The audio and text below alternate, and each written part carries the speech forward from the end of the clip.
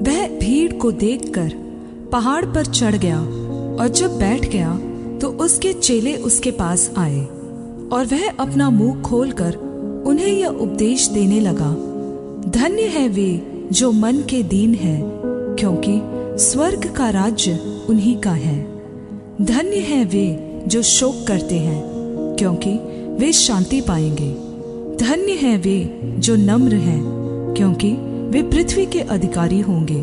धन्य है वे जो धार्मिकता के भूखे और प्यासे हैं, क्योंकि वे तृप्त किए जाएंगे। धन्य है वे जो दयावंत हैं, क्योंकि उन पर दया की जाएगी। धन्य है वे जिनके मन शुद्ध हैं, क्योंकि वे परमेश्वर को देखेंगे। धन्य है वे जो मेल करवाने वाले हैं, क्योंकि वे परमेश्वर के पुत्र कहलाएंगे। धन्य है वे जो धार्मिकता के कारण सताए जाते हैं, क्योंकि स्वर्ग का राज्य उन्हीं का है। धन्य हो तुम जब मनुष्य मेरे कारण तुम्हारी निंदा करे और सताए और झूठ बोल बोल कर तुम्हारे विरुद्ध में सब प्रकार की बुरी बात कहे। आनंदित और मगन होना, क्योंकि तुम्हारे लिए स्वर्ग में बड़ा प्रतिफल है, इसलिए कि उन्होंने उन भविष्यद्वक्ताओं को जो तुम से पहले थे इसी रीति से सताया था। तुम पृथ्वी के नमक हो, परंतु यदि नमक का स्वाद बिगड़ जाए तो वह फिर किस वस्तु से नमकीन किया जाएगा? फिर वह किसी काम का नहीं, केवल इसके कि बाहर फेंका जाए और मनुष्यों के पैरों तले रौंदा जाए। तुम जगत की ज्योति हो। जो नगर पहाड़ पर बसा हुआ है वह छिप नहीं सकता, और लोग दिया जलाकर पैमाने के नीचे नहीं परंतु दीवट पर रखते हैं, तब उससे घर के सब लोगों को प्रकाश पहुंचता है। उसी प्रकार तुम्हारा उजियाला मनुष्यों के सामने चमके, कि वे तुम्हारे भले कामों को देखकर तुम्हारे पिता की जो स्वर्ग में है बड़ाई करे। यह न समझो कि मैं व्यवस्था या भविष्यद्वक्ताओं की शिक्षाओं को लोप करने आया हूँ। लोप करने नहीं परंतु पूरा करने आया हूँ, क्योंकि मैं तुमसे सच कहता हूँ कि जब तक आकाश और पृथ्वी टल न जाए तब तक व्यवस्था से एक मात्रा या बिंदु भी बिना पूरा हुए नहीं टलेगा। इसलिए जो कोई इन छोटी से छोटी आज्ञाओं में से किसी एक को तोड़े और वैसा ही लोगों को सिखाए, वह स्वर्ग के राज्य में सबसे छोटा कहलाएगा। परंतु जो कोई उनका पालन करेगा और उन्हें सिखाएगा, वही स्वर्ग के राज्य में महान कहलाएगा।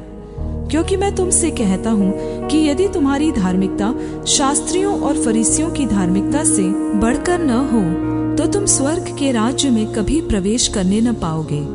तुम सुन चुके हो कि पूर्व काल के लोगों से कहा गया था कि हत्या न करना, और जो कोई हत्या करेगा वह कचहरी में दंड के योग्य होगा। परंतु मैं तुमसे यह कहता हूँ कि जो कोई अपने भाई पर क्रोध करेगा वह कचहरी में दंड के योग्य होगा, और जो कोई अपने भाई को निकम्मा कहेगा वह महासभा में दंड के योग्य होगा, और जो कोई कहे अरे मूर्ख, वह नरक की आग के दंड के योग्य होगा। इसलिए यदि तू अपनी भेंट वेदी पर लाए और वहां तू स्मरण करे कि मेरे भाई के मन में मेरी ओर से कुछ विरोध है, तो अपनी भेंट वहीं वेदी के सामने छोड़ दे और जाकर पहले अपने भाई से मेल मिलाप कर और तब आकर अपनी भेंट चढ़ा। जब तक तू अपने मुद्दई के साथ मार्ग में है, उससे झटपट मेल मिलाप कर ले। कहीं ऐसा न हो कि मुद्दई तुझे न्यायाधीश को सौंपे और न्यायाधीश तुझे सिपाही को सौंप दे और तू बंदीगृह में डाल दिया जाए। मैं तुमसे सच कहता हूँ कि जब तक तू पाई पाई चुका न दे, तब तक वहां से छूटने न पाएगा। तुम सुन चुके हो कि कहा गया था व्यभिचार न करना, परंतु मैं तुमसे यह कहता हूँ कि जो कोई किसी स्त्री पर कुदृष्टि डाले, वह अपने मन में उससे व्यभिचार कर चुका। यदि तेरी दाहिनी आंख तुझे ठोकर खिलाए तो उसे निकाल कर अपने पास से फेंक दे, क्योंकि तेरे लिए यही भला है कि तेरे अंगों में से एक नाश हो जाए और तेरा सारा शरीर नरक में न डाला जाए। और यदि तेरा दाहिना हाथ तुझे ठोकर खिलाए तो उसको काट कर अपने पास से फेंक दे, क्योंकि तेरे लिए यही भला है कि तेरे अंगों में से एक नाश हो जाए और तेरा सारा शरीर नरक में न डाला जाए। यह भी कहा गया था, जो कोई अपनी पत्नी को त्याग दे तो उसे त्यागपत्र दे। परंतु मैं तुमसे यह कहता हूँ कि जो कोई अपनी पत्नी को व्यभिचार के सिवा किसी और कारण से तलाक दे तो वह उससे व्यभिचार करवाता है, और जो कोई उस त्यागी हुई से विवाह करे वह व्यभिचार करता है। फिर तुम सुन चुके हो कि पूर्व काल के लोगों से कहा गया था, झूठी शपथ न खाना, परंतु परमेश्वर के लिए अपनी शपथ को पूरी करना। परंतु मैं तुमसे यह कहता हूँ कि कभी शपथ न खाना, न तो स्वर्ग की, क्योंकि वह परमेश्वर का सिंहासन है, न धरती की, क्योंकि वह उसके पाँव की चौकी है, न यरूशलेम की, क्योंकि वह महाराजा का नगर है।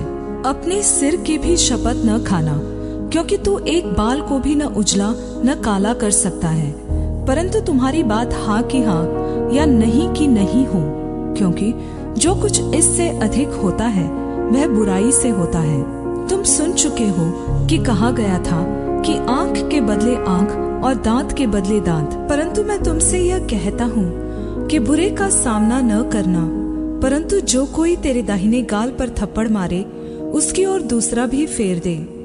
और यदि कोई तुझ पर मुकदमा करके तेरा कुर्ता लेना चाहे तो उसे अंगरखा भी ले लेने दे।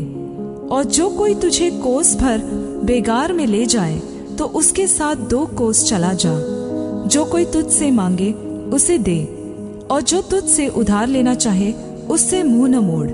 तुम सुन चुके हो कि कहा गया था कि अपने पड़ोसी से प्रेम रखना और अपने बैरी से बैर, परंतु मैं तुमसे यह कहता हूँ कि अपने बैरियों से प्रेम रखो और अपने सताने वालों के लिए प्रार्थना करो, जिससे तुम अपने स्वर्गीय पिता की संतान ठहरोगे, क्योंकि वह भलों और बुरों दोनों पर अपना सूर्य उदय करता है और धर्मी और अधर्मी पर मेह बरसाता है। क्योंकि यदि तुम अपने प्रेम रखने वालों ही से प्रेम रखो तो तुम्हारे लिए क्या लाभ होगा? क्या चुंगी लेने वाले भी ऐसा ही नहीं करते? और यदि तुम केवल अपने भाइयों को ही नमस्कार करो तो कौन सा बड़ा काम करते हो? क्या अन्य जाति भी ऐसा नहीं करते? इसलिए चाहिए कि तुम सिद्ध बनो, जैसा तुम्हारा स्वर्गीय पिता सिद्ध है।